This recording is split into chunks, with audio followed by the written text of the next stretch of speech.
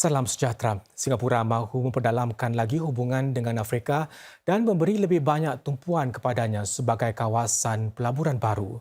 Perdana Menteri Lee Hsien Loong berkata demikian sebagai menggulung lawatan selama 6 hari ke Afrika Selatan dan Kenya. Lawatan ke Afrika itu adalah yang kedua bagi PM Lee dalam masa kurang setahun. Penuh bertenaga dan banyak peluang yang belum dimanfaatkan. Ada banyak yang boleh ditawarkan benua Afrika kepada sektor perniagaan Singapura. Menggulung lawatan sulung beliau ke Afrika Selatan dan Kenya, Perdana Menteri Lee Hsien Loong berkata terdapat juga hasrat mendalam untuk memperkukuhkan hubungan dengan Singapura.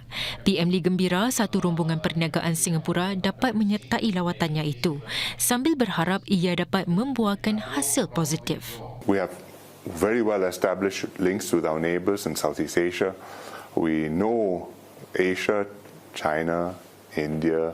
We have the developed economies. These have been our markets ever since we started industrializing. But while we develop these established places, we need to go and break new ground. And Africa is one of the continents which we have to pay attention to. It's big, it's complex. There are countries with a lot of problems. There are other countries where there's promise. And there are countries which are complex, but there are opportunities within them if you know whom to partner and what areas to go into. Satu hasil penting daripada lawatan itu adalah perjanjian pelaburan dua hala antara Singapura dengan Kenya yang segera dilaksanakan. Ia dimeterai pada tahun 2018. Meskipun perjanjian mengenai pemansuhan cukai berganda amat rumit, PM Lee berharap ia dapat dimuktamadkan pada masa terdekat. We have similarly negotiated with several other African countries which also have not yet been brought into effect, and we will push with them also. But I think the key thing is that there is goodwill on both sides between the governments, so there is a positive atmospherics within which the companies can pursue their business projects, their private sector projects. PM Lee akur perubahan besar tidak dapat dilakukan menerusi satu lawatan sahaja.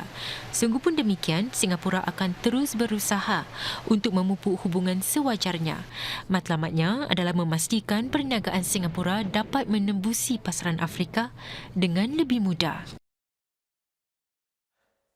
Saudara, satu kajian baru mendedahkan para pesakit lebih muda menuntut diberikan ubat antibiotik meskipun ia tidak dinasihatkan oleh doktor keluarga mereka.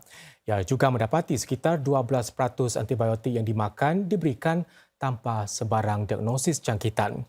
Para doktor mengatakan salah guna sedemikian boleh menyebabkan seseorang itu lali kepada antibiotik selain perlu diberikan dos lebih tinggi. Ada sebilangan pesakit ingin pulih dengan cepat sehingga sanggup mendapatkan ubat lebih kuat seperti antibiotik. Namun jika terlebih bergantung dan salah guna ubat sedemikian, ia akan membawa kesan serius seperti memanjangkan lagi tempoh simptom penyakit mereka. Para doktor keluarga dari Poliklinik Universiti Nasional atau NUP baru saja menamatkan kajian pertama Singapura berhubung jagaan asas.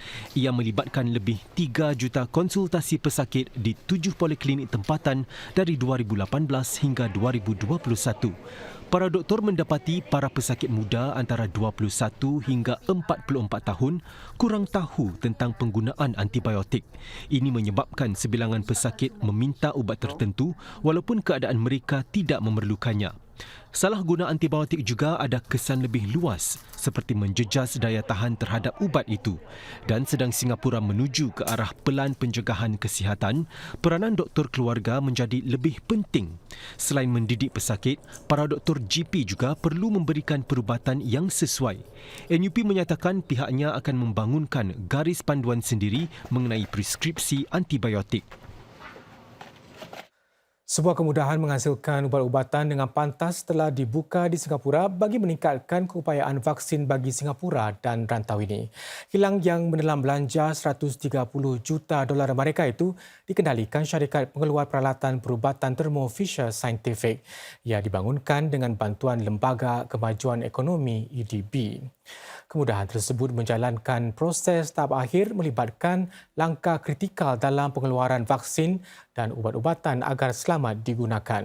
Semasa merasmikan kilang tersebut, Timbalan Perdana Menteri Heng Swee Keat berkata pandemik COVID-19 mendedahkan betapa pentingnya daya tahan berantaian bekalan. Tambah beliau, industri bioperubatan merupakan anak kunci bagi menangani cabaran kesihatan dan kemudahan terbaru itu dapat melengkapi pengeluaran vaksin tempatan. This will benefit not only Singapore, but the wider Asia-Pacific region when tackling future health crises. As you will recall, even at the height of the pandemic, Singapore kept trade flowing and facilitated the smooth movement of critical items such as vaccines and test kits.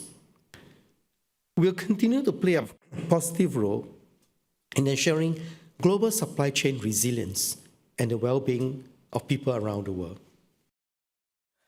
Sekitar 300 penuntut bidang perubatan dari Universiti Nasional Singapura NUS telah menjalani latihan untuk berkomunikasi secara berkesan dengan golongan kurang berupaya atau PWD. Buat masa ini, modul itu meliputi daya kurang pendengaran, visual dan pergerakan. Namun tidak lama lagi ia mungkin diperluaskan kepada golongan kurang daya intelek. Dilancarkan pada Julai tahun lalu, kurikulum itu dihasilkan bersama oleh para doktor dari Poliklinik Universiti Nasional NUP dan PWD. Para penuntut bidang perubatan tahun ketiga diajar cara bagaimana untuk mendekati PWD dengan peka dan empati. Misalnya dengan menulis atau membaca gerak bibir untuk berkomunikasi dengan seseorang pesakit yang kurang pendengaran. Maklum balas daripada para penuntut adalah positif. Menurut Kementerian Pembangunan Sosial dan Keluarga MSF, lebih 1 daripada 10 orang yang berusia 50 tahun ke atas di sini mengalami salah satu bentuk kurang pendengaran, penglihatan dan pergerakan. Memandangkan para doktor jagaan asas memenuhi kebanyakan keperluan masyarakat, PWD menyatakan kursus itu boleh membantu meningkatkan kesedaran mengenai isu-isu yang dihadapi golongan kurang upaya. Ini sekaligus dapat mempertingkat komunikasi antara para doktor dengan pesakit. 128 individu bakal menerima anugerah Hari Buruh atas sumbangan mereka kepada gerakan buruh. Mereka termasuk para pengurus, pekerja dan pemimpin kesatuan sekerja yang memperjuangkan kebajikan para pekerja. Jarang untuk wanita menceburi industri keselamatan. Namun, ini tidak menghambat Cik Siva Mani Taigrajan daripada terus cemerlang. Beliau kini adalah Ketua Pegawai Keselamatan di syarikatnya. Ingin membantu lebih ramai wanita dalam bidang tersebut, Cik Siva Mani aktif mendekati mereka untuk mendengarkan keprihatinan mereka.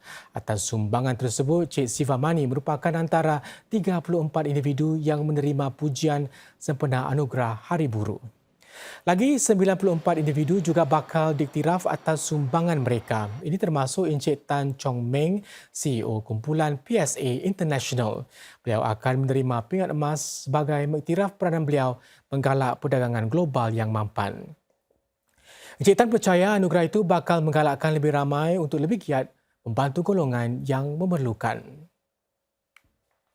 I think the award is quite exceptional, and it has to be the result of many years of consistent program. It is not something that is just episodic, so it should inspire, I hope, other people to also similarly embark on a long journey of building tripartism and for the company to be stronger as a result of the unions, the management and people all coming together.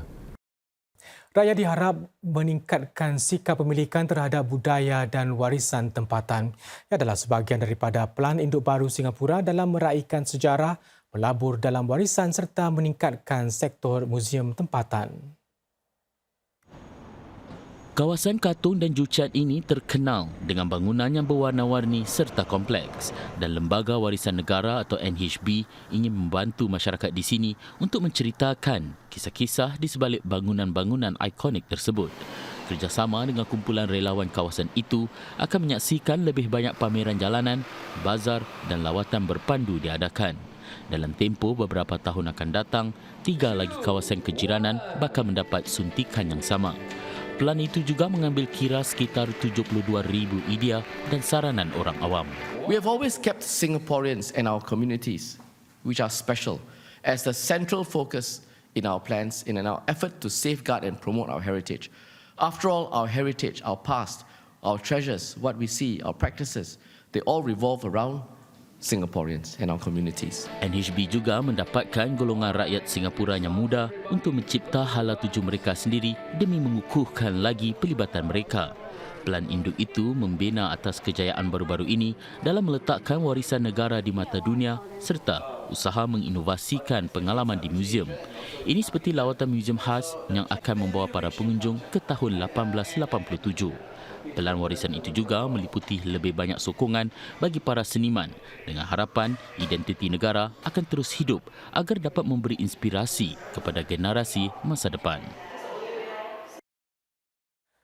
Menteri Pembangunan Sosial dan Keluarga Masagos Zulkifli menggesa pusat-pusat perkhidmatan keluarga FSC untuk terus bekerjasama dan mengukuhkan amalan kerja masing-masing. Ini menurut beliau akan memenuhi keperluan masyarakat dengan lebih baik lagi.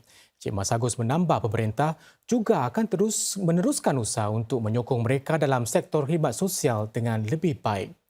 Beliau berkata demikian di satu inisiatif akar rumbi yang pertama diberi nama We Are FSC di Tampines. 48 FSC berkumpul hari ini untuk meraihkan kerja mereka selain membincangkan cara-cara lebih baik untuk meningkatkan keluarga-keluarga yang memerlukan. Ini termasuk membantu keluarga mencapai kestabilan, berdikari serta mobiliti sosial.